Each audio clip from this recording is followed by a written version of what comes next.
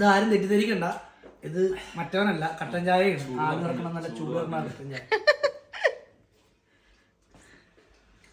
നല്ല ചായ. ഇന്ന് കാലത്ത് രാവിലെ ഇവിടെ 7 മണി ആയുള്ളൂ.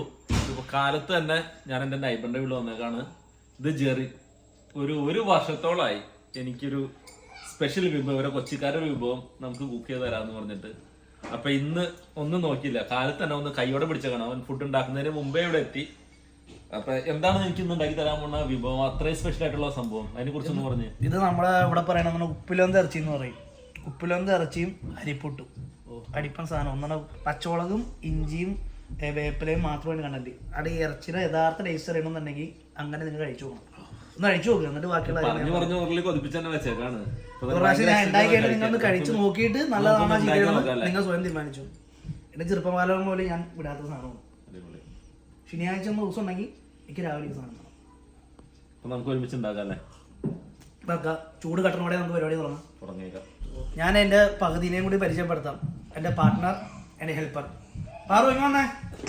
ഇതാണ് എൻ്റെ പകുതി പ്രിൻറ്റു. ഇന്ന് എൻ്റെ അസിസ്റ്റൻ്റ് ഇടയിൽ തിരഞ്ഞെടുത്തിരിക്കുകയാണ്. അസിസ്റ്റന്റ് കട്ടിങ്ങും ഷേവിങ് എല്ലാം കഴിഞ്ഞിട്ടുണ്ടല്ലോ. അപ്പോൾ നമ്മൾ കുക്കിങ്ങിലേക്ക് കടക്കുവാണ്. ഞാനിത് എൻ്റെ ഞാൻ കല്യാണം കഴിഞ്ഞപ്പം 7 വർഷമായി. ഞാനിത് കഴിച്ചിട്ടില്ലായിരുന്നു കല്യാണത്തിന് മുമ്പ്. എൻ്റെ വീട് കോട്ടയം എറണാകുളം ബോർഡറാണ്. നമ്മുടെ ഒന്നും അവിടെ ഉപ്പിൽ വെന്ത ഇറച്ചി എന്ന് പറയുന്ന ഒരു കാര്യമേ ഇല്ല. എൻ്റെ ഫാമിലിയിലുള്ള ആരും അത് കഴിച്ചിട്ടില്ല. ജെറിൻ ഞങ്ങളുടെ വീട്ടിൽ വന്നു കഴിഞ്ഞിട്ടാണ് ഞങ്ങൾ ഉപ്പിൽ വെന്ത ഇറച്ചി കഴിക്കുന്നത്. ജെറിൻ്റെ വീട്ടിൽ ചെന്നിട്ടാണ് ഞാനിതെങ്ങനെ ഉണ്ടാക്കണമെന്ന് പഠിച്ചത്. പക്ഷേ അടിപൊളി സാധനമാണ്. നമുക്ക് ചോറിൻ്റെ കൂടെ കഴിക്കാൻ ഇഷ്ടപ്പെടില്ല, പക്ഷെ ബ്രേക്ക്ഫാസ്റ്റ് നമുക്ക് പുട്ടിൻ്റെ കൂടെ കഴിക്കാൻ ഭയങ്കര ടേസ്റ്റാണ്. അതായത് നമുക്ക് ഇറച്ചിയുടെ ശരിക്കുള്ള ടേസ്റ്റ് പലരും പറഞ്ഞു കേട്ടിട്ടില്ല, ഈ മസാല പുരട്ടിയാൽ ശരിക്കുള്ള രുചി കിട്ടില്ല എന്ന്. അപ്പം മസാല പുരട്ടാതെ യഥാർത്ഥമായിട്ടുള്ള ഇറച്ചിയുടെ ടേസ്റ്റ് നമുക്ക് അറിയാൻ പറ്റും. നമ്മൾ വെള്ളം ഒഴിക്കാതെ ഇത് വേവിക്കുമ്പോൾ ആ ഇറച്ചിയിൽ നിന്ന് വരുന്നൊരു സത്തുണ്ട്, ആ ഇഞ്ചിയുടെയും പച്ചമുളകിൻ്റെയൊക്കെ ഒരു ടേസ്റ്റ്.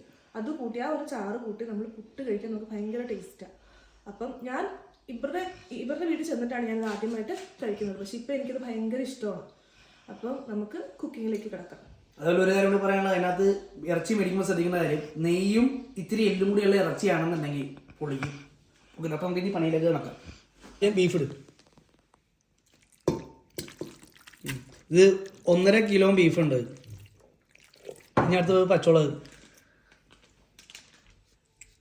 ഒരു 8 പച്ചമുളക് എടുത്തിട്ടുണ്ട്.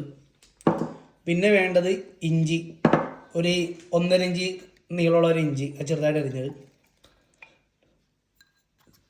ഒരു 1.5 ടേബിൾ സ്പൂൺ ഉപ്പ് ആ കയ്യിലേക്ക് ഇട്ടെടുക്കും കേട്ടോ. കുറച്ചും ഇടും, ഉപ്പ് കുറച്ച് അധികം ഇരിക്കണം, എന്നാൽ മാത്രമേ അതിൻ്റെ രുചി അറിയുള്ളൂ. അപ്പോൾ കുറച്ചും കിട്ടെ.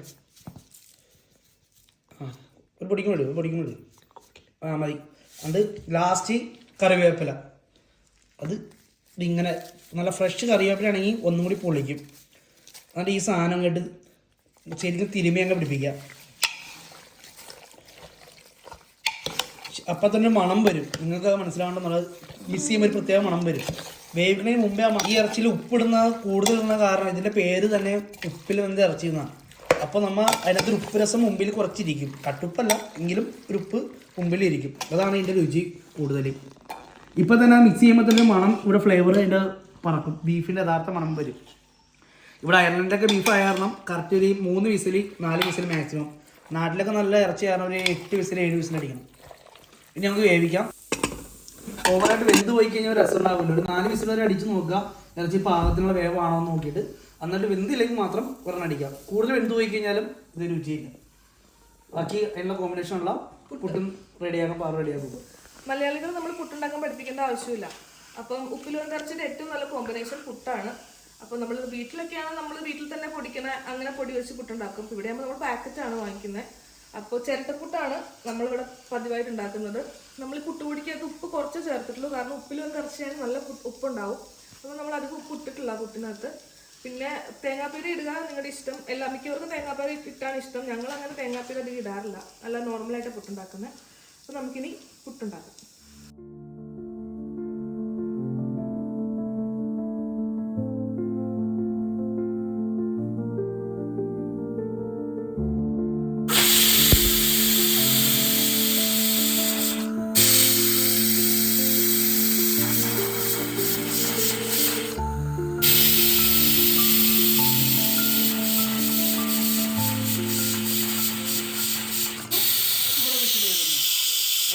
വിസിൽ വരുന്നു, അവിടെ ഇറച്ചി വിസിൽ വരുന്നു.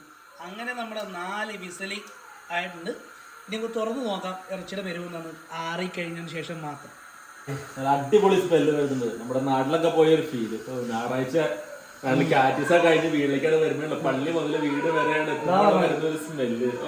നമ്മുടെ വീട്ടിൽ ഇറച്ചി വെച്ച് കഴിഞ്ഞാൽ 4 വീട്ടിൽ അറിയണം, മണം ചേരണമെന്ന് പറയണം. ഇപ്പൊ വെറുതെ മസാലയുടെയും ഇതിന്റെ തന്നെ മണം ഒന്നുമില്ല, ആ ഇറച്ചിയുടെ മണം വരുന്നുണ്ട്. ഈ വീട് കംപ്ലീറ്റ് നിറഞ്ഞില്ലേ, SOC കൂടി. ഇപ്പൊ അപ്പുറത്തെ വീട്ടില് ഇപ്പുറത്തെ വീട്ടില് സായിമാരൊക്കെ പുറത്തിറങ്ങി നോക്കണ്ടാവും. എന്തായാലും സ്മെല്ലുകൊണ്ട് തന്നെ നമുക്ക് ഇഷ്ടപ്പെട്ടിട്ടുണ്ട്. അപ്പൊ എന്തായാലും ടേസ്റ്റ് അതിന് അപ്പുറമായിരിക്കും നമുക്കറിയാം. നമുക്ക് വെയിറ്റ് ചെയ്യാം. ആറത്തെ പുട്ട് പറയട്ടെ, നമുക്കൊരു പിടുത്തം മേടിക്കണം.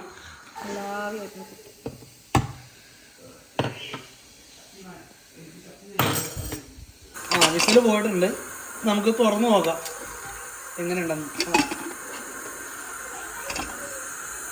സാധനം നല്ല വെന്ത് നല്ല അടിപൊളിയായിട്ടുണ്ട്. ഇനി നമുക്ക് ജിൻസിനെ കൊണ്ട് ഒരു പീസ് അങ്ങ് ചെക്ക് ചെയ്യിപ്പിക്കാം. ജിൻസ, നല്ല സ്മെല്ല് വരുന്നുണ്ട് ഈ സാധനത്തിന് ടേസ്റ്റ്. ജിൻസാ, എനിക്കിങ്ങനെ കുഴക്കണം, കുഴച്ചിട്ട് ആ ചാറോട് കൂടി ഒരെണ്ണം എടുത്തിട്ട് ആ ടേസ്റ്റ് നോക്കി അങ്ങനെ ഉണ്ടെന്ന് നോക്കി. അപ്പോൾ വേപ്പിലയും കടിച്ച് നോട്ടോ, നല്ല രുചി അറിയുള്ളൂ. നല്ലോണം വന്നിട്ടുണ്ട്. ഉപ്പ് നല്ലോണം കൂടുതലൊന്നുമില്ല, പക്ഷെ ഉപ്പിന്റെ ടേസ്റ്റ് നല്ലോണം നിൽക്കുന്നുണ്ട്. പക്ഷെ മസാല ഇല്ലാത്തതിന്റെ ഒരു ഫീലൊന്നും തോന്നുന്നില്ല. ആ വേപ്പിലയുടെ മുളകിന്റെ ഇഞ്ചിലൊക്കെ നല്ലോണം ഫ്ലേവർ നിൽക്കുന്നുണ്ട്. ഒട്ടും മസാല ഇല്ലാത്ത പുഴുങ്ങി ഇറച്ചി പോലെ ഒരു ഫീലേ ഇല്ല. നല്ല ടേസ്റ്റ് ഉണ്ട്.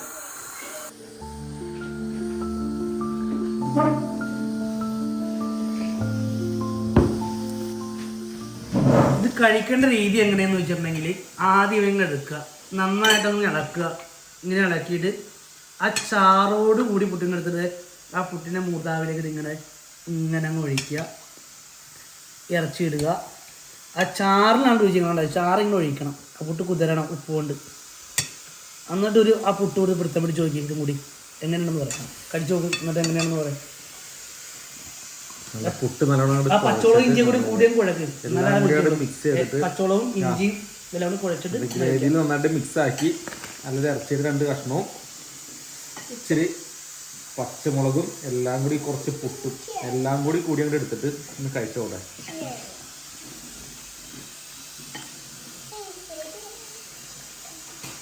സ്വർഗം മാമാ, സ്വർഗം. അത് പറയണം, അത് വരണം, അത് കിട്ടിയാലായിട്ടൊരു അടിപൊളി. അപ്പൊ എല്ലാരും ട്രൈ ചെയ്ത് പോവുക. ഇഷ്ടപ്പെട്ടീനാ പറയാം.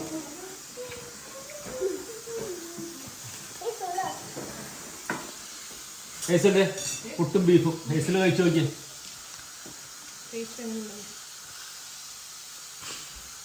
നല്ല ടേസ്റ്റ് ആണോ? സൂപ്പറാണോ?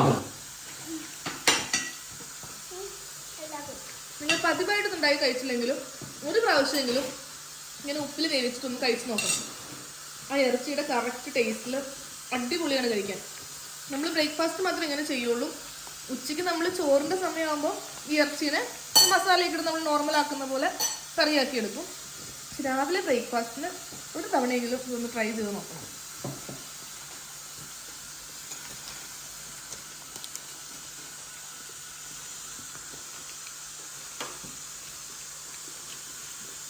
ഒന്നും പറയാതിരിക്കാൻ വയ്യ, സൂപ്പറായിട്ടുണ്ട്. എന്തായാലും അടിപൊളിയായിട്ടുണ്ട്. പുട്ടിൻ്റെ കൂടെ നല്ല കോമ്പിനേഷനാണ്, ബ്രേക്ക്ഫാസ്റ്റിന് പറ്റിയൊരു ഐറ്റമാണ്. അപ്പോൾ നിങ്ങളും ട്രൈ ചെയ്ത് നോക്കുക, തീർച്ചയായിട്ടും ഇഷ്ടപ്പെടും. അപ്പോൾ ഇതുപോലെ വ്യത്യസ്തമായ മറ്റുള്ള വീഡിയോയുമായി കാണുന്നതുവരെ ബൈ ബൈ. നമുക്കിനി ഉടനെ അടുത്ത വീഡിയോയിൽ കാണുന്നതാണ്. Stay tuned. Everybody like, subscribe and share and comment down below.